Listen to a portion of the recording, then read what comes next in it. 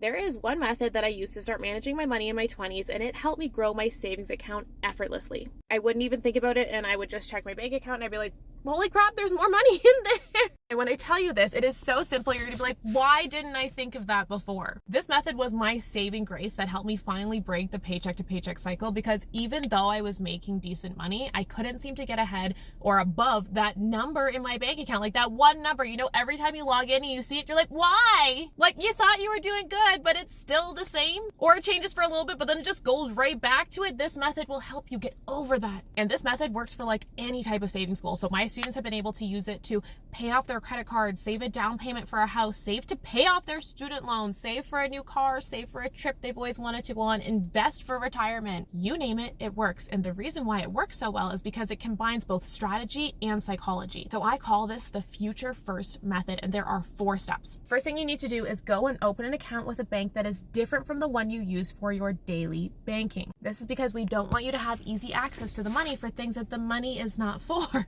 And because by using an online bank, you'll be able to get something called an HYSA, or high yield savings account. This account will pay you 12 times more than your regular savings account with your bank, and that money can help you reach your goals faster or be another stream of income for you to spend. I make a few $100s a month off mine. The next step is PYF, or pay your future self first. This is what the rich do, and if you want to become rich, you need to emulate them. This means before you spend any money out of your paycheck, you're going to transfer money over into your goals accounts instead of waiting to see if you have anything left over. The third step is not counting on yourself to actually manually do this transfer every time you get paid. Because if you're like me, then something's going to come up or you're going to forget about it, and then you're not going to do it. So we want to make saving effortless and automatic. What you're going to do is set up automatic transfers from your bank account into your high yield savings account every time you get paid. Fourth step is all about psychology. So we are going to actually name those accounts. I use EQ Bank in Canada, and I know Ally in the US, you can actually do this. You'd have your main account, right? And then within that account, you could have different sub accounts. So you could have like Bali 2025, new car, new house. You can actually set savings goals within those accounts. And this way it helps you get out in front of self-sabotage, because it becomes so much harder to steal from yourself when you can bring your present mind back to what that goal was actually for. Instead of this money just like being in your savings, now you're stealing from new house. But what do you want more, that sweater or the new house?